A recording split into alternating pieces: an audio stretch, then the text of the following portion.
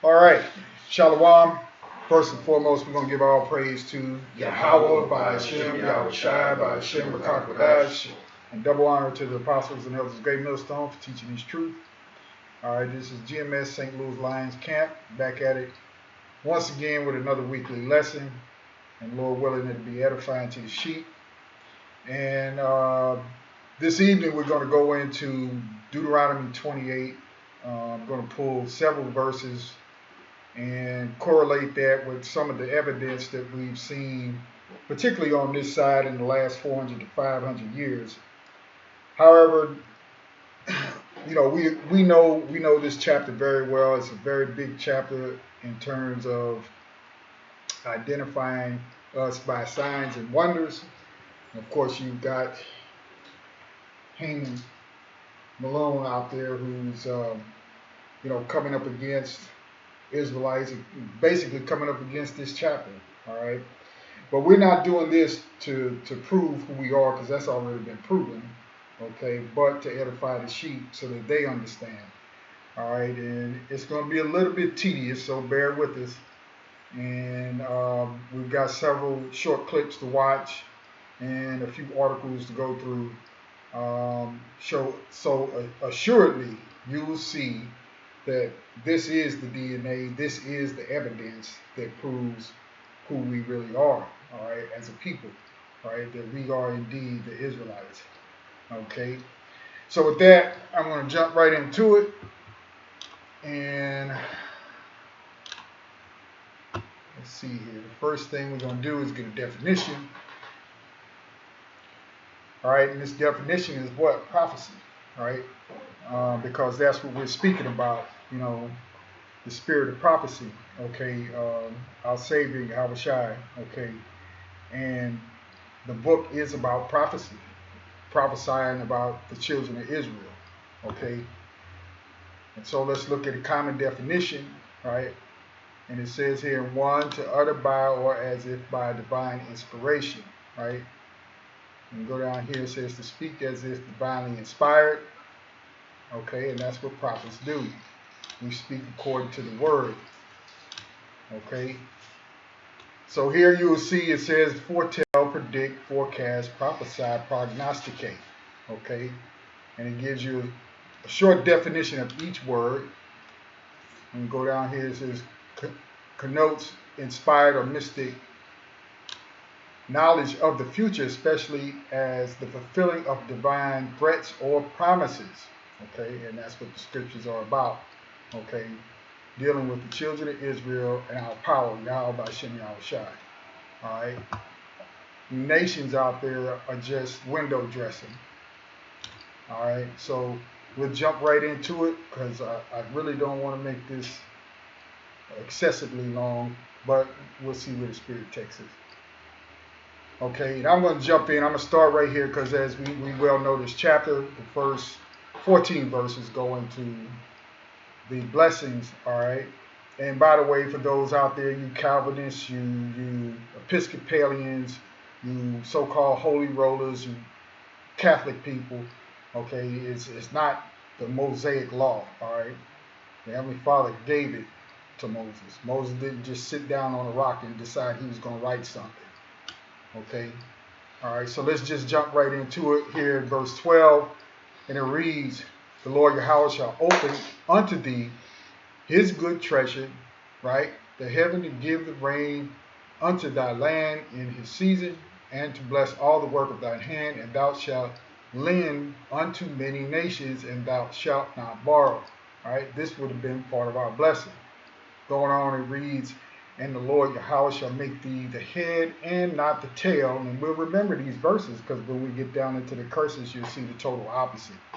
All right, and thou shalt be above only, and thou shalt not be beneath, if that thou hearken unto the commandments of the Lord Yahweh thy power, which I command thee this day, to observe and to do them. And thou shalt not go aside from any of the words which I command thee this day, to the right hand or to the left, or to the left, to go after other gods to serve them. Okay, and then you see right here, you see what are the consequences of not doing exactly what was said. Okay, so this is where we get to it. In verse 15, and it reads, "But it shall come to pass if thou wilt not hearken unto the voice of the Lord, how thy power to observe to do all these commandments and the statutes which I command thee this day, that all these what? Curses, right? Shall come upon thee and overtake thee. Cursed shalt thou be in the city, cursed shalt thou be in the field, cursed shalt thy basket and thy store." Yeah, your wallet and your bank account. You see? "Cursed shall be the fruit of thy body, and the fruit of thy land, the increase of thy kin, and the flocks of thy sheep." Verse 19, "Cursed shalt thou be when thou comest in, and cursed shalt thou be when thou goest out." All right, so we got the understanding of what's going on here, right? These curses shall fall upon the Israelites, right? In almost every area of your life, in what you do. If you put it in modern terms today, like I said, your wallet, your bank account, your job, where you sleep, you know, everything, you know, the Lord is going to touch that. All right, so quickly we'll jump right into a little piece of a film here if I can get to it, if it didn't shut me down already.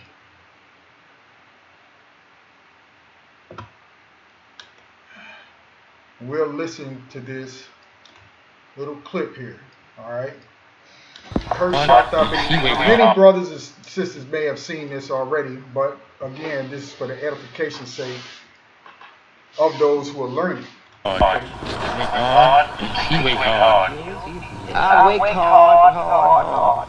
I get up at 4 o'clock and get my breakfast done. Just at dawn of day, I go to the field and we pick cotton.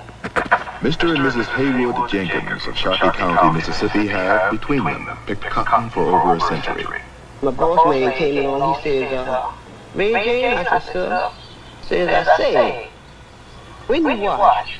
I said, "I washed last night." He said, "I don't want you to do that no more." That's my agent, you know. He says, "Every Friday morning or Friday evening, you wash. And let all the children stay there with you until you get through. When you get through, then you all go back to field and wait." Now, the agents was mean, some of them. Some of them was mean. They wanted to whip the colored people. And that time, the white man come along.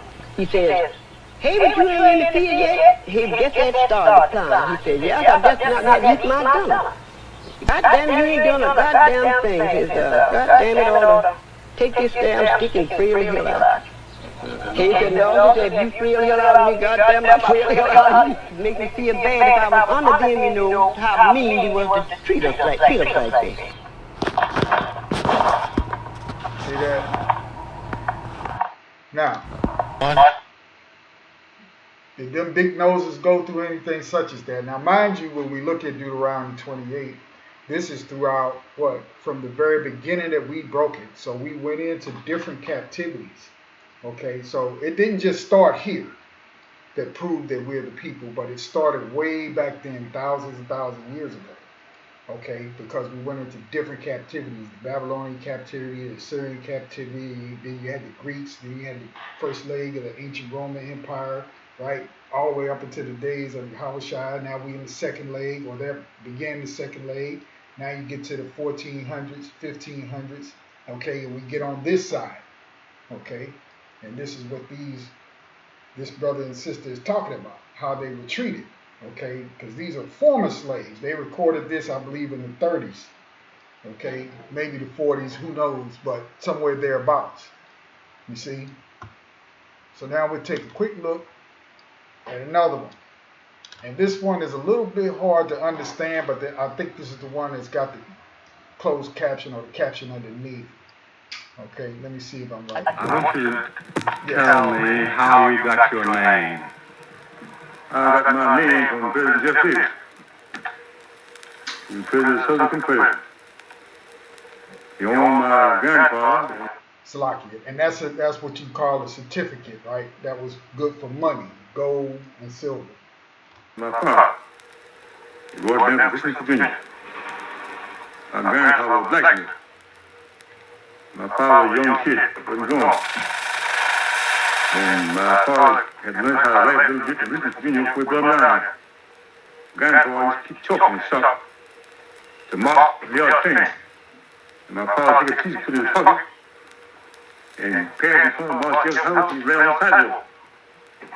And so one morning Marshall come by and saw I had on the wall. He goes back ask the cook with a meal line. He's right on the sidewalk. Who got that?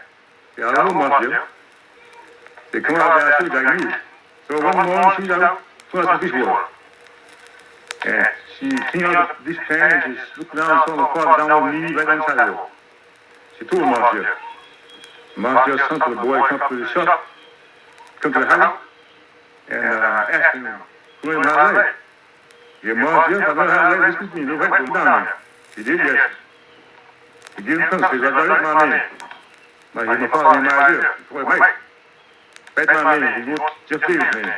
He write Judy, he wrote Judy. He write Vicksburg, he wrote Vicksburg. He said, and send him back to the shop. Hi everyone, Mark Barton here at Sandy Hook Promise. On December 14, 2012. And Marshall Hunt, Richmond, Virginia, got 2 teachers. They opened a night school. Educate all of them.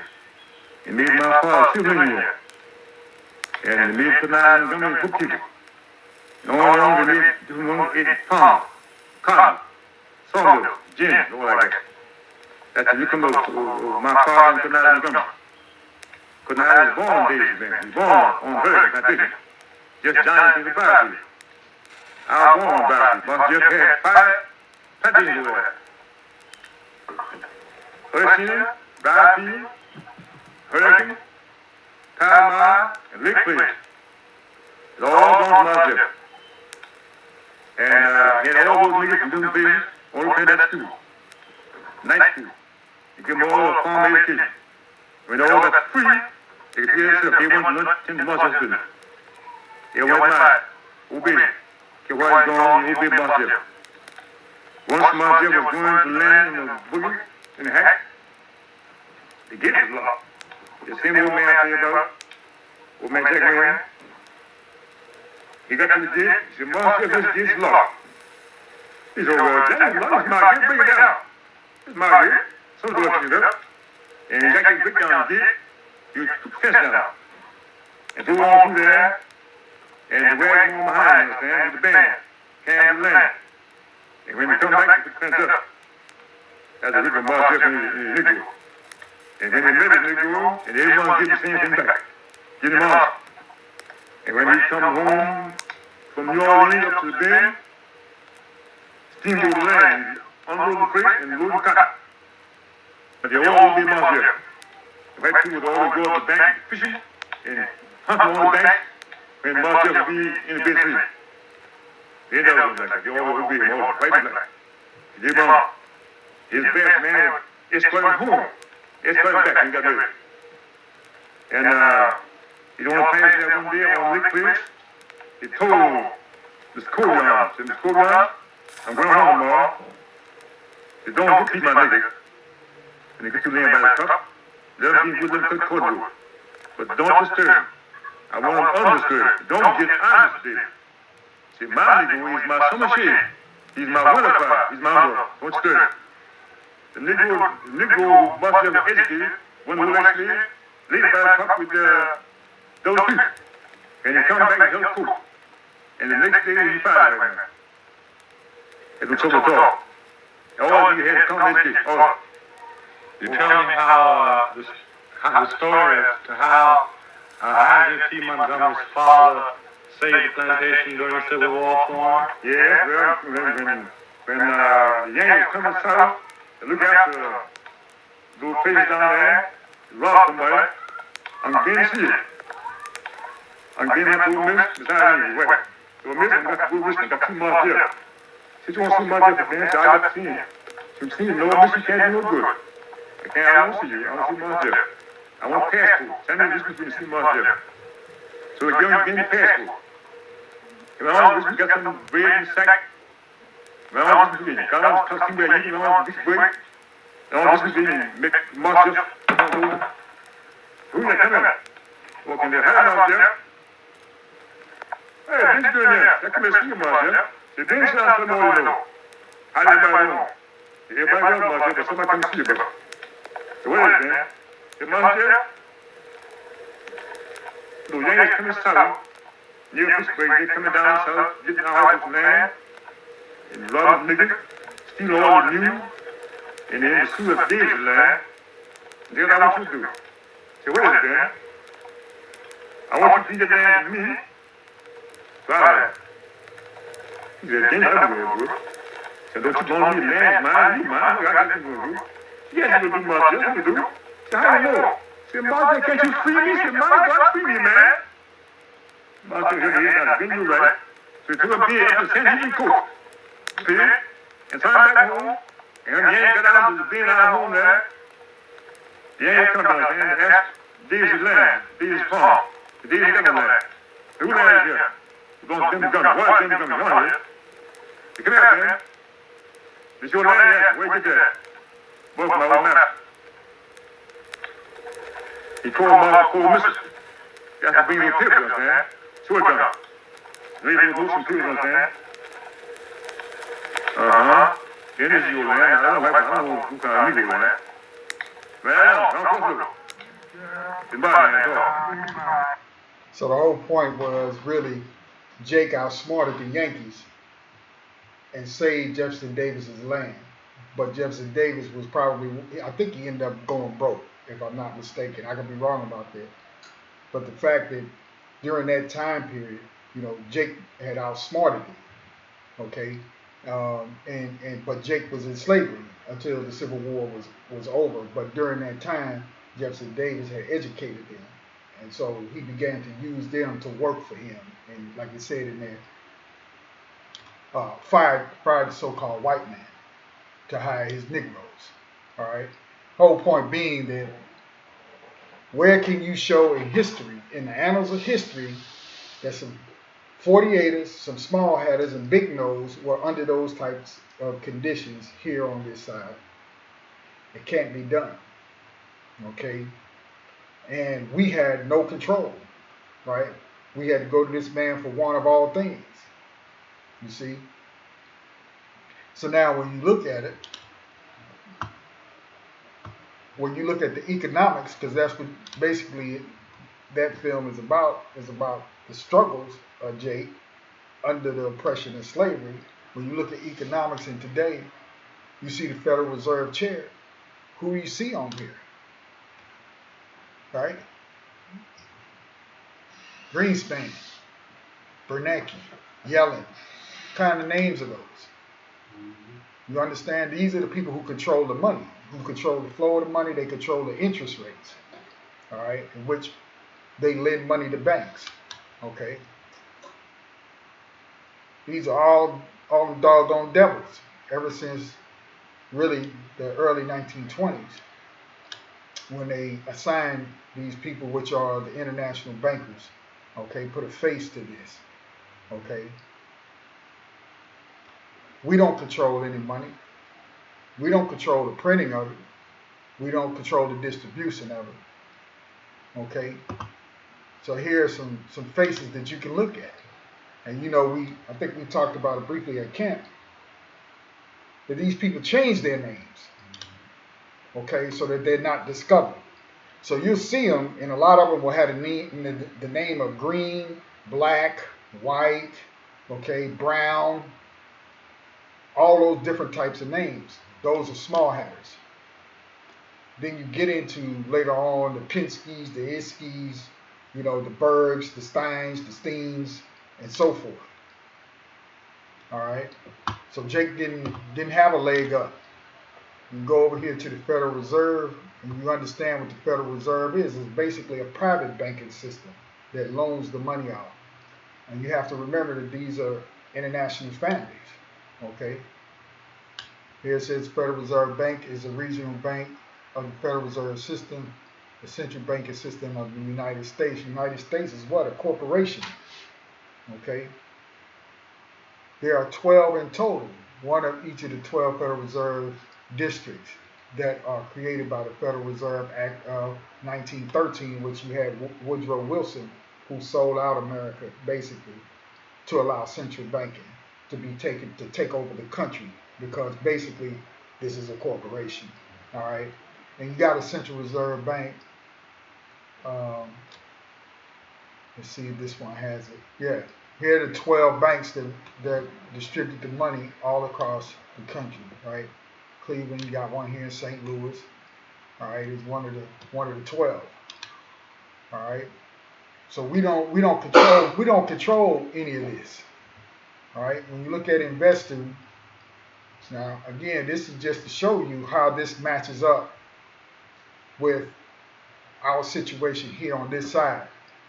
You have what's called a racial wealth gap. And it says, although the term racial wealth gap technically refers to the difference in assets owned by different racial or ethnic groups, the gap also, from a range of economic factors and effect of overall economic well-being of these different groups, the term reflects disparities in access to opportunities, means of support, and resources. All right, Federal Survey revealed a large disparity among racial ethnic groups in the United States. For example, the 2022 survey of consumer finances, which examined assets such as savings, investment, retirement, pension, and especially home ownership, found white families had 6 times the wealth of black families and 5 times the wealth of Hispanic families. So who are the so-called black and Hispanics? Okay. So we'll read a little bit more.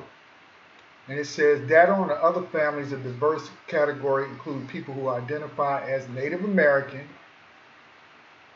Alaskan Native, Pacific Islander, and those who report more than one racial identification. Showed they had less wealth than white families, but more the Hispanic and black families. Asian Americans, who were newly distinguished from other, had more wealth than white families. They're the only ones outside. Okay.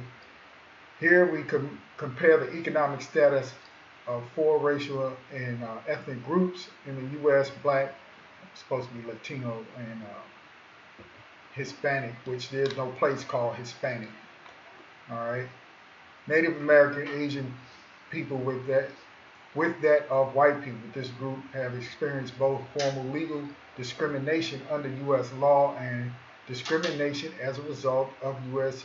societal attitudes and practices, right? So everything that they put in practice in motion has been against the Israelites. Okay? It's not very hard to see. Okay? Here you have your key takeaways. The racial wealth gap refers to the disparity in assets of typical households across race and ethnicity. The gap in assets is far wider than disparities in wages across races, income inequality, housing policies, limited education, opportunity, and a lack of support structures contribute to the racial wealth gap, right? Who lives in the slums? Who lives on the reservations with no money? You see? So now, if we can, we'll try to get through this. Brother Rob, if you would, get the next couple verses, 43 through 45. Let's see here.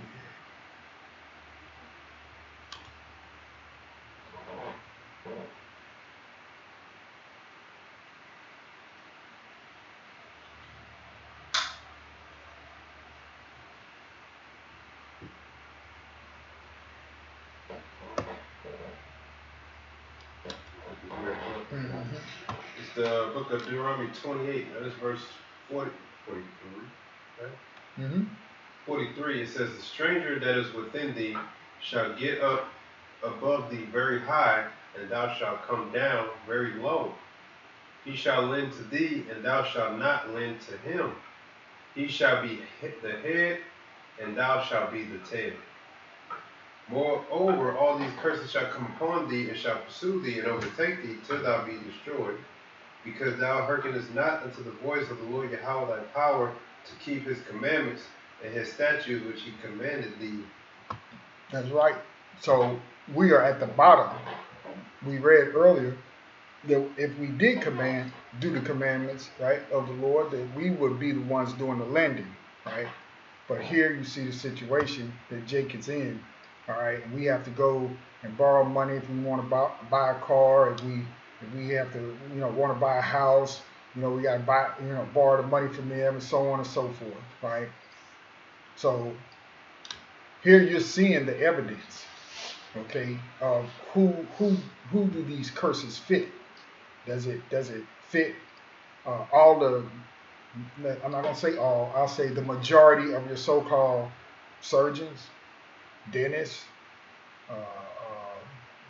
provosts at universities, board members at the AMA, right? The Bar Association, okay?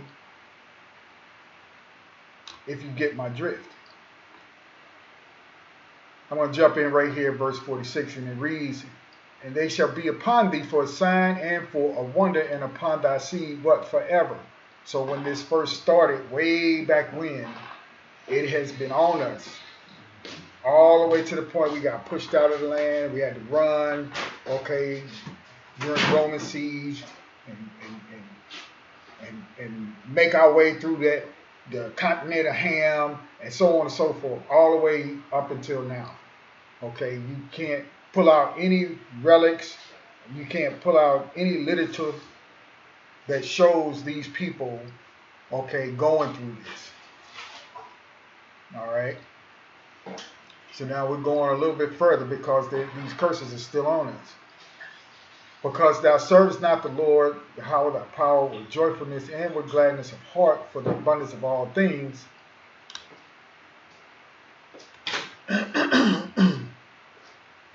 Therefore shalt thou serve thine enemies," right? Then we just watched two pieces of film with Jake serving enemies, being underneath, "which the Lord shall send against thee." And that's just talking about the last 500 years on this side or so. All right, "in hunger and in thirst and in nakedness and in want of all things, and he shall put a yoke of iron upon thy neck until he have destroyed thee. The Lord shall bring a nation against thee from far from the end of the earth, as swift as the eagle flieth, a nation whose tongue thou shalt not understand. A nation of fierce countenance, which shall not regard the person of the old, nor show favor to the young." And they've never eased up off of Jake, okay, young or old. Now, let's see here. I wanted to get to Salaki.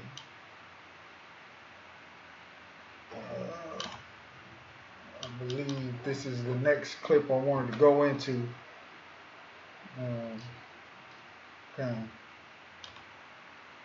The former slaves, including the two women you hear. Now, this was a guy I forget, I don't know if he did this in the 50s or the 40s, I can't remember, but he interviewed another slave.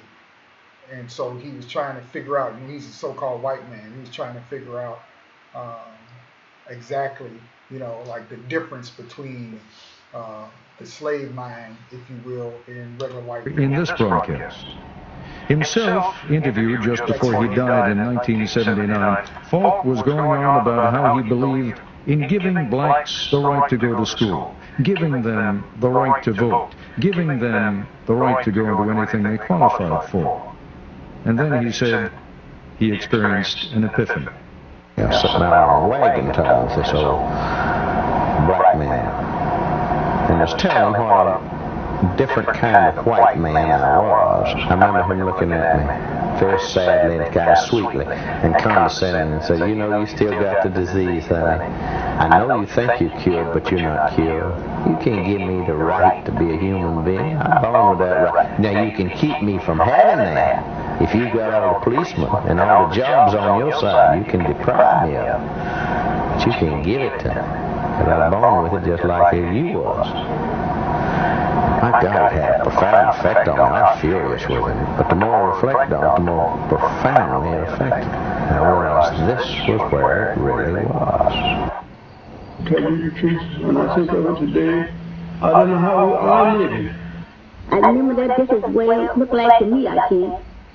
Been saved all our lives, and mother was slave, sister was slave, father was slave. They know about it like that. All the time, the teachers of mine and off, and misses. Mama didn't know where to go. She asked me to go. Just like he told some mom to do. Didn't know where to go. They are haunting voices from the past, not actors reading a script or scholars reading a text, but the actual voices of men and women, Americans, who were born in slavery. My name is Fountain Hughes. I was born in Charlottesville, Virginia. My grandfather belonged to Thomas Jefferson. My grandfather was 115 years old when he died. And now I'm 101 years old. Some people didn't have no beds when they were slaves. You know, sleeping on the floor. Side here, side there. Just like a lot of white people. We didn't know nothing. Didn't allow to look at no book. Harriet Smith, remembering what she saw as a small girl during the final days of the Civil War.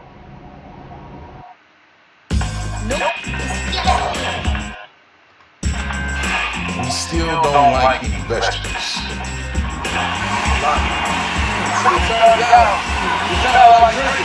Improve your heart health to your own beat. Live to the peak. They make sure they throw them in there.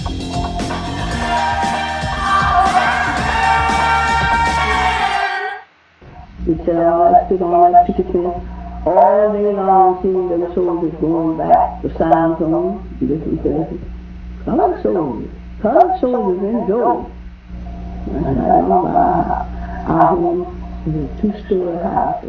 These recorded memories were among thousands of interviews done with ex-slaves in the 1930s and 40s. Can you remember slavery days very well? Of course, I remember all our high school, all the names of them, all the children. Call every one of the children's names. Who did you belong? Jim Bunton, the baby boy. The results of these digitally enhanced recordings are arresting, almost unbelievable. The idea of hearing the voices of actual slaves from the plantations of the Old South is as powerful, as startling really, as if you could hear Abraham Lincoln or Robert E. Lee speak. Listen again to Fountain Hughes, who was born in 1848. We were slaves. We belonged to people. They sell us like they sell horses and cows and hogs and all that. Have auction bench, and they put you up on the bench and bid on you instead of bidding on the cattle, you know. Much of what these three What does the scripture say?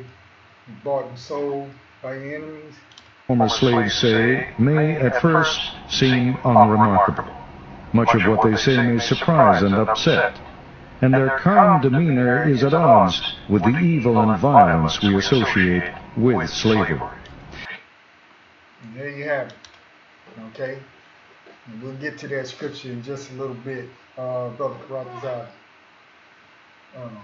What did I say? 56? 56. We jump down here. We almost through it. Kind of. This is Deuteronomy 28, verse 56. The tender and delicate woman among you, which would not adventure to set the sole of her foot upon the ground for delicateness and tenderness, her eyes should be evil toward the husband of her bosom, and toward her son, and toward her daughter, and toward her young one that cometh out from between her feet, and toward her children, which she shall bear. For she shall eat them for want of all things, secretly, and seeds and straightness, wherewith thy enemies shall distress thee in thy gates. If thou wilt not... No, that's good right there. We stop right there now. I did have an article for this, and for whatever reason it didn't come up, but the article was about the divorce rates of Israelites, okay? Since the 1960s, the divorce rates for Native Americans, Hispanics, and so-called black men and women has continuously gone up over the last 55 years, while the other two races that were on the chart, the so-called white people and the Asians, theirs went up up until about 1970, and then it began to go down. Okay. Unfortunately, that chart would not come up this evening. Okay. Now let's see here. So I can get rid of that. And that. And we'll slide over here to this article. All right. This is diseases affecting so-called African, well, it says affecting African Americans. All right. And we'll read just a little bit of this article. All right. And it says there are a variety of diseases that are more likely to affect African Americans and black communities. All of these diseases are treatable, and most are preventable with proper care measures. To learn more about all those diseases, so on and so on. The whole point being that we would have all of these different types of ailments over here, okay? And you can see here as we go down, all right, you have diabetes, right? That affects us, okay? Then you have type 2 diabetes. Then you have sickle cell anemia. I'm not going to read this, but you get the idea, cancer. So we lead in basically all of these areas, all right? Heart disease, right? Stroke, okay? Asthma, pneumonia, HIV, which is really big right about now, okay? That's like jumping off almost everywhere now, you see? So the whole point being, who's leading all of these categories? Jake is leading. Okay?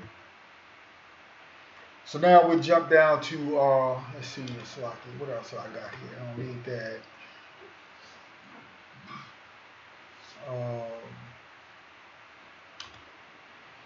Yeah, we'll go over here. Go ahead, Brother Hotshot. You would. Yeah, you told me to start at 65? 64. 64? Okay. This is Deuteronomy 28, starting at the 64th verse. It says, and the Lord Yahweh shall scatter thee among all people, from the one end of the earth even unto the other, and there thou shalt serve other gods, which neither thou nor thy fathers have known, even wood and stone. 65.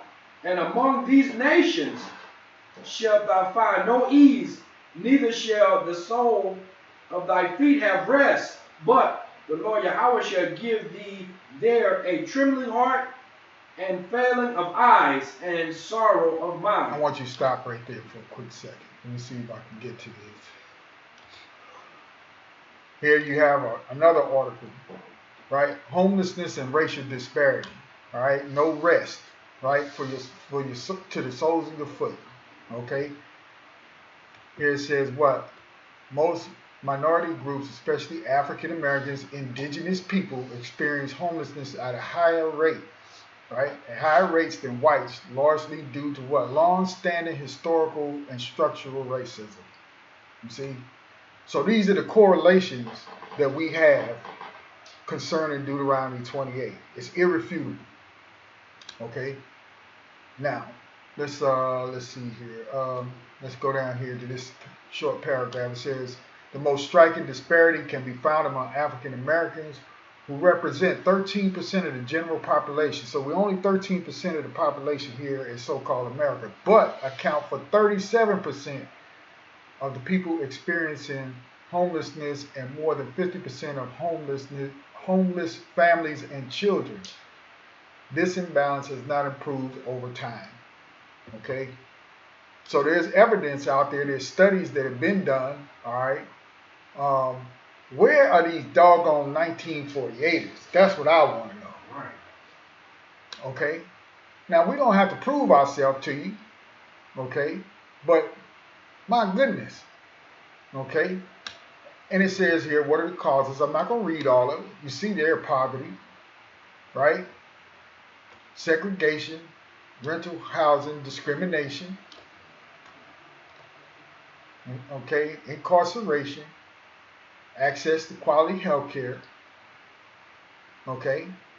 I mean, these are the things that's plaguing our people. This is your disparity.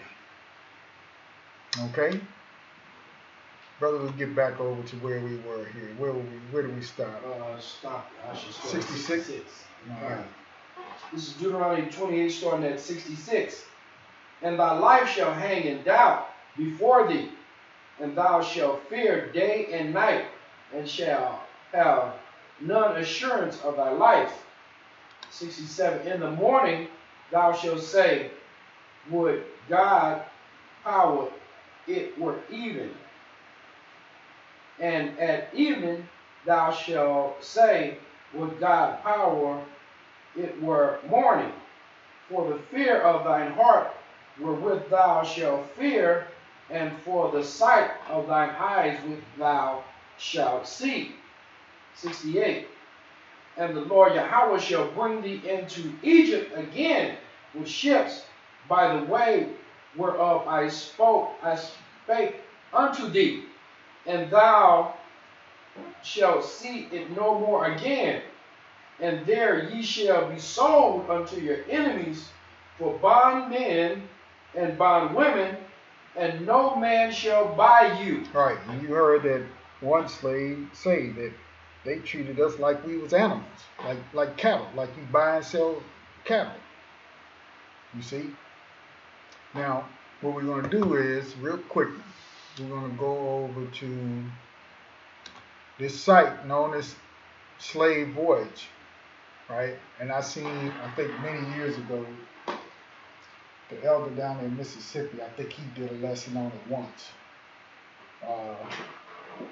about going into this database, and you'll find the names of those that were put on the ships. Let me see if I can find, there's one in particular I wanted to look at. I don't know if I can find it now. I don't think it was this one. Let me see here. Salaki. Because I didn't want it to be a great big number to have to scroll through.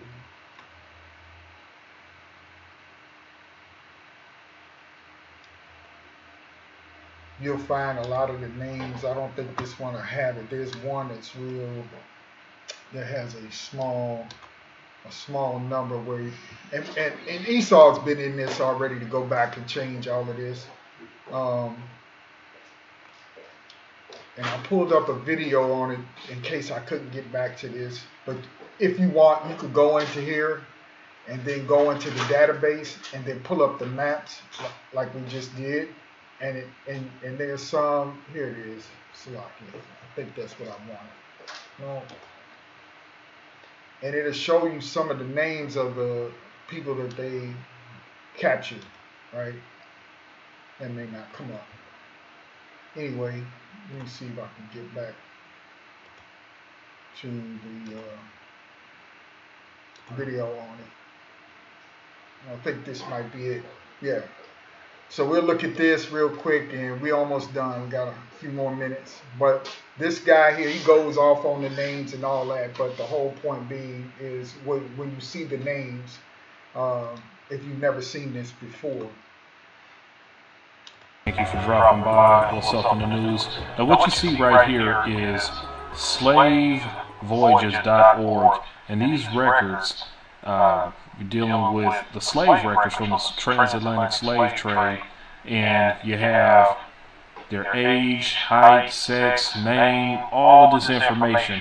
Now where I got this from, I was checking out this particular video by Micaiah Yasharal, and I looked and I saw where you really can't see it well on here, but it says the origin was Ebo, or Ibu and Hebo for some of the slaves. So I said, man, where did he get this information from? And I believe they had the information down at the bottom of the screen. So it came from the African Names Database, which is slavevoyages.org, and you can do a search there. I'll put the link at the bottom.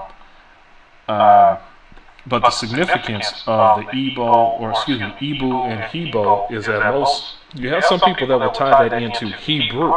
And of course, if you watch any of my videos, I do believe 1000% that a lot of Israelites who happen to be Hebrews, but more specifically of Yasharah or Yahuda, but either which way you go, I'm trying not to get all too technical in this particular video, but Yasharah, Yahuda, was in the transatlantic slave trade. A lot of people from Yasharah were in the transatlantic slave trade and ended up in various places, especially here in the United States of America. But even, and surprisingly, even more slaves ended up in places like Mexico and into some of the Latin American countries, more than were reported to have come into the United States. And I'm going to show you something over African Origins, African-origins.org. This is a name search that I did. I like this particular site a little better than the other one I showed you. But I did a search, as you can see, where it says Yah, just put the asterisk there, and all of these names came up. Akamia, Akaya, Akia, and Akiyalu. And these are names these sound like names that you will hear people today name their children. And I remember a guy on a video on YouTube some years ago, he made a comment to me saying, well, there's no way that black people in America or black people, period. He actually is specifically talking about America.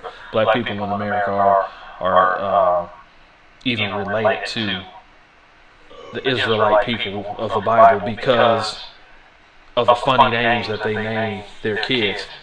And just to show you how ignorant he is, they didn't name their kids, the Israelite people didn't name their kids Bill, Bob, Robert, Jeffrey, and names like that. Even when you see David and John, those are not their names. Those were not their Hebrew names. So, but you'll see more of names like this. I mean, if you look at the Hebrew names in the Bible, it will surprise you just how much their names sound so much like names that the so-called black people in America, the so-called African American people name their kids. Now, let's see. What we want to do here is actually, I guess that's all that. No, I want to pull this up and show you just how significant when I went to this website, the African Origins website, and the names with Yah at the end of it. What is the significance of that? Well, when you go to the Bible, and I did a search on Yah, you see Yoshib Yah, Zerah Yah. I mean, there are just names all through here with Yah. And most of you guys know that. I did a search. This search is in the scriptures 1998 because you're not going to really find that in the King James. But let me be fair to the King James. I'll do a search on that to see if we find a whole lot of Yah names. And 0. So if you do the search in the scriptures 1998, which you can get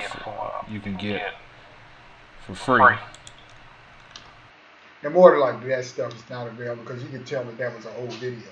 All right, but you get the point out of it. All right, you can go back and I looked at it last night and there are names in there, especially from the Yoruba. When you begin to search the Yoruba list, you will see those names in there. Okay. Let me see. I got one. We went through that and that. We got one last thing to get. All right, and this is it right here. When you read this is a small town in Virginia. Okay, and it reads, "What free blacks of what Israel Hill." If anybody's ever seen that, ever seen it before. Just to the west lies Israel Hill, settled in 1810 to 1811 by approximately 90 formerly enslaved persons who received freedom and 350 acres from Judith Randolph under the will of her husband, Richard Randolph, cousin of Thomas Jefferson. These Israelites, in quotes, and other free African Americans worked as farmers, craft people, and you heard in that first video with the old man telling you what kind of jobs we had. Okay? And Appomattox river boatmen, some labored alongside whites for equal wages and defended their rights in the court. The family and early settled Hercules White bought and sold real estate, and that's the name of the town, Farmville, and joined with white citizens to found the town's first white Baptist church in 1836. Israel Hill remained a vigorous black community into the 20th century, but of course they did not know they were Israelites. They built a Baptist church there. But the whole point being is you see a monument in Virginia where the first ships hit that tells you that them people on the ship were Israelites. Case closed. So, for all you younger brothers and sisters out there, that's going to probably do it for the lesson. But Lord willing, you get something out of it. So,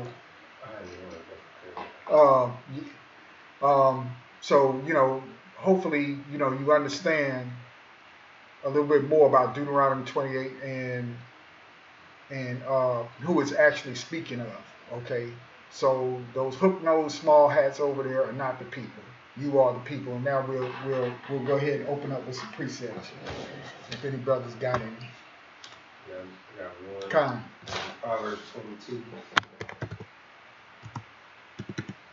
7.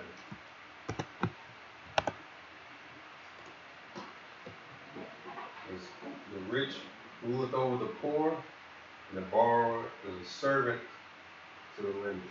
You got it. Right, so since, who's in the position of borrowing? The Israelites. Who's in the position of lending?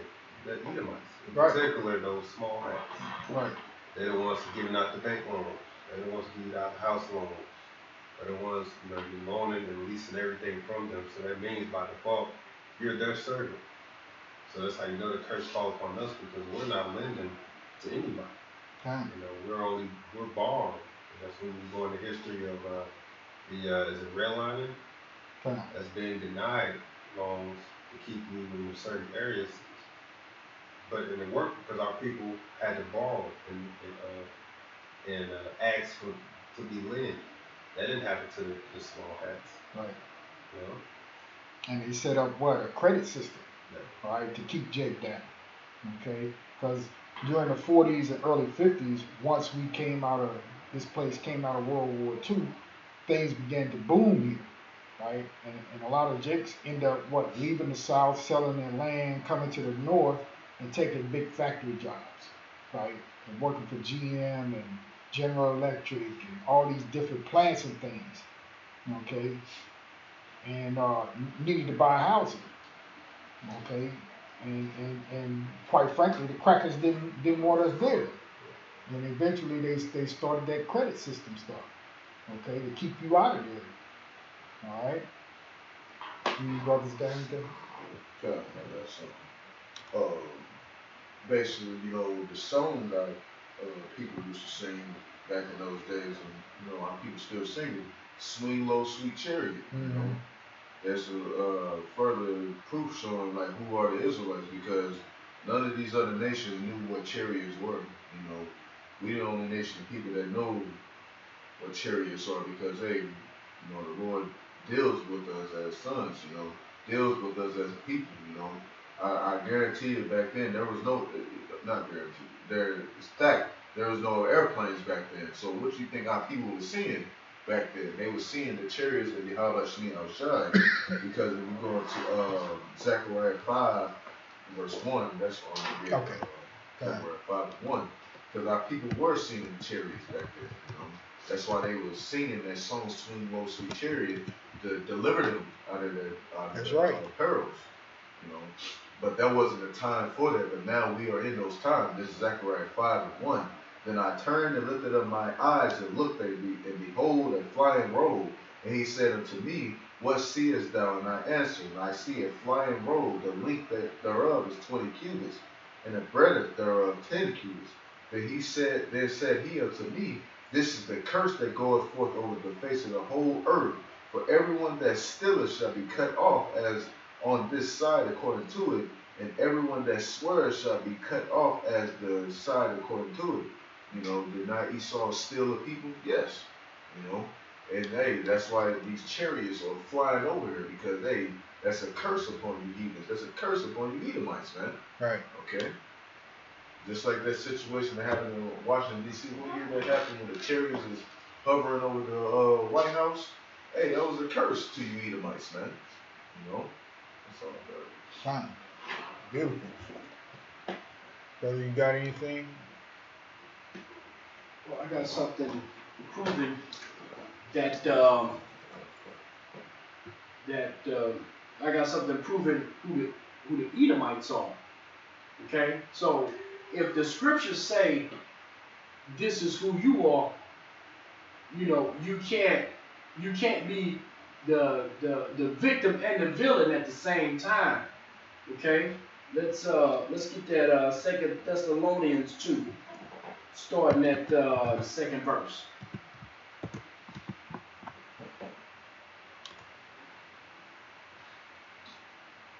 Okay. So, 2 Thessalonians 2, starting at the second verse, it says, that ye be not soon shaken in mind or be troubled, neither by spirit, nor by word, nor by letter from us. Okay? And the letter was from Paul, the guys that were traveling with him. As that the day of Mashiach is at hand, right? Let no man deceive you by any means, for that day shall not come, except there come a falling away first. Okay? And that's talking about 70 AD, okay? Okay? And that man of sin be revealed, the son of perdition. When you go in perdition, that means destruction, okay? But they're going to give you a description, okay?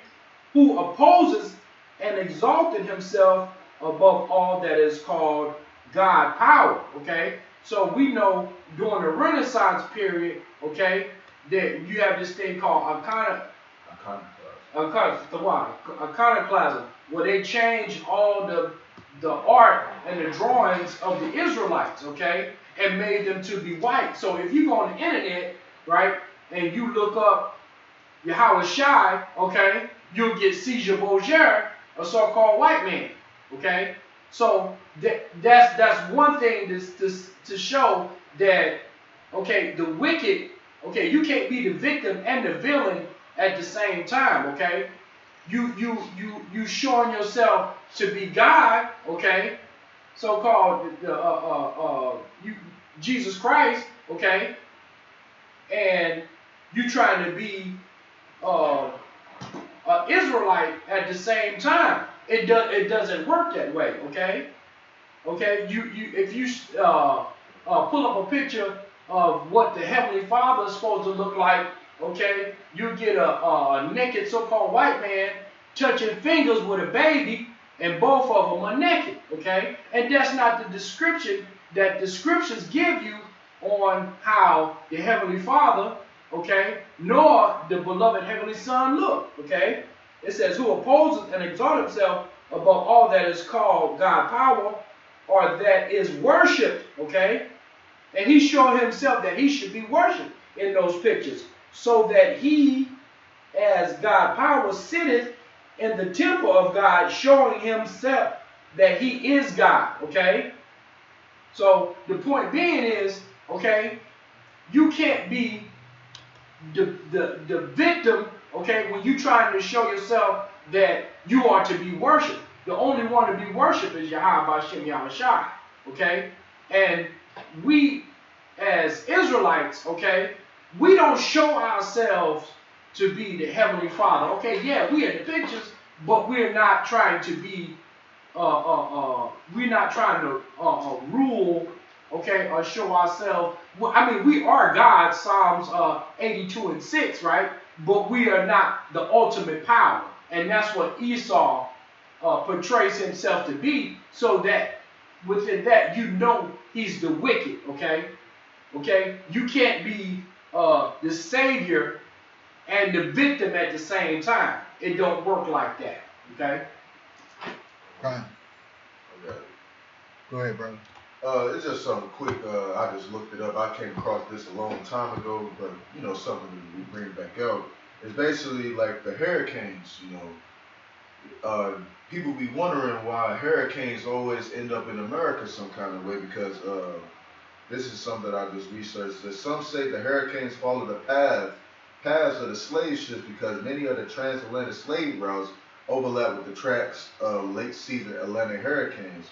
These storms often originate as clusters along the African coast and can develop into hurricanes and make landfall in the Caribbean and the U.S.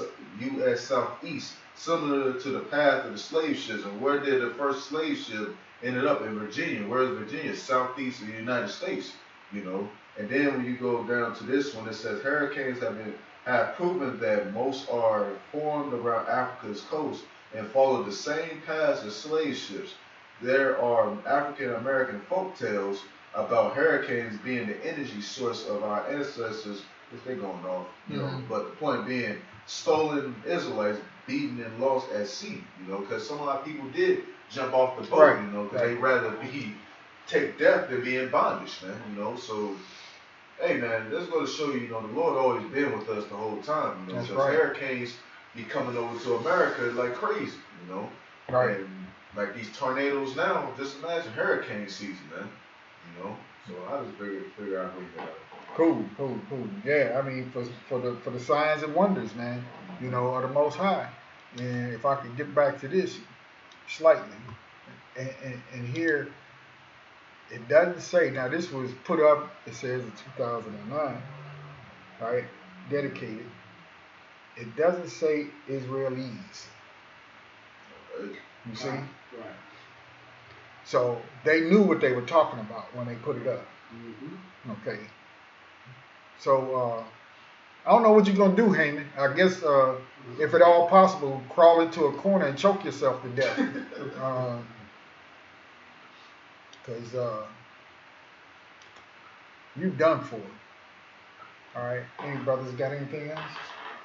All right. Lord willing, like we say, we hope you learned something, okay? And if the Lord be willing, we'll be back next week with another lesson. All right, we'll give all praise to Yahweh, Hashem Yahushua, Hashem Kakadash, and double honor to our apostles here at Great Millstones. Shalom to the hopeful elect, and Lord willing, we'll see you again next week. All right, shalom. Shalom.